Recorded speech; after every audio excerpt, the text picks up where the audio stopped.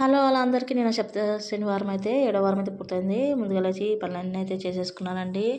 చూడండి, పీఠంకి పసుపు రాసి మిల్ల ముగ్గులు వేసేసుకొని, తర్వాత గుమ్మానికి కూడా పసుపు రాసుకొని ఇలా పొట్టు పెట్టుకొని ముగ్గులు అయితే వేసేసుకున్నానండి.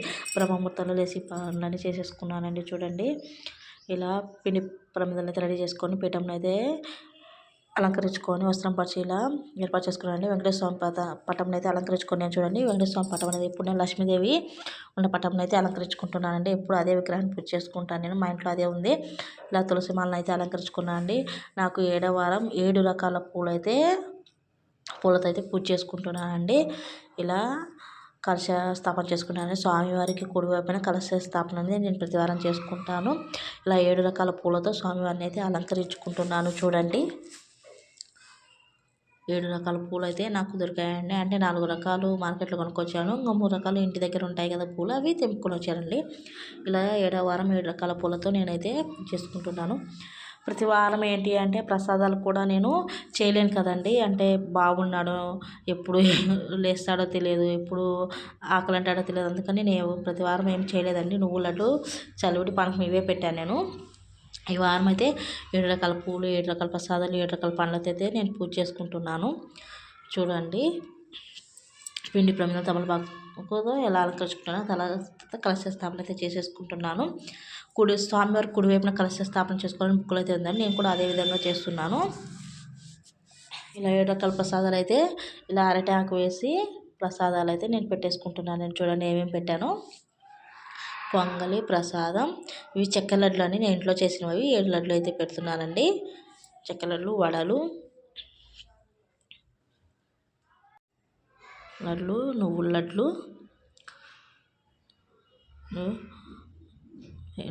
కూడా 7 పెడుతున్నానండి. తర్వాత గుగ్గులు, అలాగే వడపప్పు. ఈ ప్రసాదాలను పెట్టినాక పానకం కూడా ఎప్పట్లానే పానకం కూడా స్వామివారికి పెడుతున్నానండి. ఇలా స్వామివారికి 7 రకాల ప్రసాదం చేసుకున్నాక అన్నీ నా చేతులతో చేసుకోవడం నాకు చాలా సంతోషంగా అనిపించిందండి. అలాగే స్వామివారికి తాంబూలంగా పెట్టి, గణపతిని పెట్టి స్వామివారి ముందు, అలాగే స్వామివారికి తాంబూలం పెట్టి స్వామివారికి 7 రకాల పండ్లతో అయితే నేను పూజ చేసుకుంటున్నాను. చూడండి, అరటి పండ్లు, నల్ల ద్రాక్ష అండి. నేనైతే ఏ వారం పెట్టలేదండి, లాస్ట్ వారం మాత్రమే నల్ల ద్రాక్ష తెచ్చాను. తర్వాత జామ పండు, కమల పండు, బత్తాయి పండు, సపోటా, పైనాపిల్ అయితే నేను పండ్లు అయితే తీసుకొచ్చానండి. అలా అన్ని రకాల పండ్లు, 7 రకాల పండ్లు, ప్రసాదాల పూలు అయితే నేను ఏర్పాటు చేసుకున్నాను. చాలా సంతోషంగా అనిపించిందండి. మనలో మనకు తెలియని కొత్తదనం అయితే ఉంటుందండి. పూజ అనేది ఓ కోరికలు తీరుతాయని కాదు, కోరికలు తీరుతాయి. అలాగే మన మానసిక ప్రశాంతత కూడా మంచిగా ఉంటుందండి. మనలో మనకు తెలియని కొత్త కోణాన్ని అయితే చూస్తారు.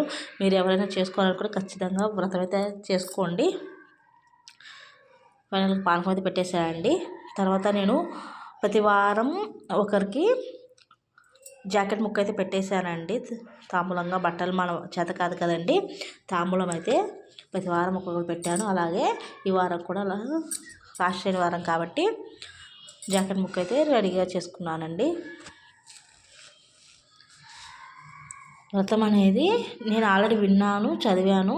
ఇలా నాకు తెలిసిన విధంగా, తోచిన విధంగా, నాకు చేతనైన విధంగా వ్రతాన్ని అయితే చేసేసుకుంటున్నాను. ఇలా పిండి ప్రమిదలలో నువ్వుల నూనె అయితే వేసుకొని, ఒత్తులైతే వేసేసుకొని, ఇలా పచ్చకర్పూరం కూడా నేను నువ్వుల నూనె పోసిన తర్వాత ప్రమిదలలో పచ్చకర్పూరం కూడా వేసేసుకుంటానండి.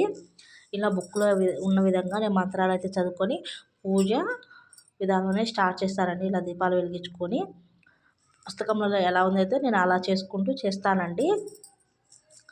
ఇలా నాకు చేతనైతే అయితే నేను స్వామివారికి చేసుకున్నానండి. ఇలా 7 వారాలు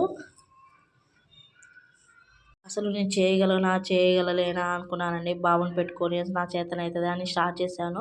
మొత్తానికి అయితే 7 వారాలు స్వామివారికి పూర్తి చేసుకున్నానండి. అండ్ నేను పుస్తకం చదువుకుంటూ పూజ అయితే చేస్తానండి. కలశ స్నానం అంటే అదే నారికేల స్నానం కానీ, పత్తి పోగును సమర్పించడం కానీ, అన్ని ఇలా శ్లోకాలు చదువుకుంటూ పూజను అయితే చేసేసుకుంటానండి. నేను వ్రతం అనేది పౌర్ణానికి ముందు అయితే స్టార్ట్ చేశానండి పూజ అనేది. తర్వాత 7వ శనివారం అందరికి భోజనాలు అయితే ఏర్పాటు చేసుకున్నానండి. భోజనాలు ఏమేమి ఏర్పాటు చేసుకున్నానో చూద్దాం రండి. పులిహోర, అన్నం, బంగాళదుంప ఇలా నా చేతనైతే చేసి అతిథులకైతే వడ్డించానండి. చూడండి, సాంబారు, పప్పు నా చేతనైతే ఏర్పాటు చేశానండి. పెరుగు, స్పైసీగా మిర్చీలు, ఇలా స్పైసీగా మిర్చీలు అయితే తర్వాత అన్ని తిన్నాక మంచినీళ్ళు తాగాలి కదండి. ఇలా మంచినీళ్ళు ఇలా 7 మందికి అటాకుల భోజనాలు అయితే ఏర్పాటు చేసుకొని వాళ్ళు వెళ్ళిన తర్వాత వీడియో తీసేయండి. ముందుగా వీడియో వాళ్ళకి నచ్చదు కదా. ఇలా నా వ్రతం అయితే పూర్తయింది.